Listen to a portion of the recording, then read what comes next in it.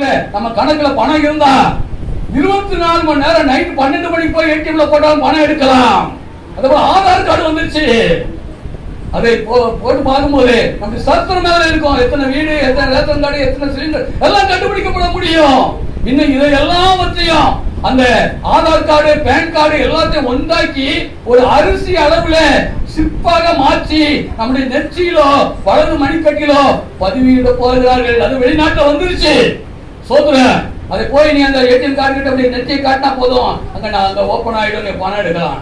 நீங்க இதெல்லாம் எடுத்துட்டு போக முடியல, ஆதார் கார்டு எல்லாம் எடுத்துட்டு போக முடியல.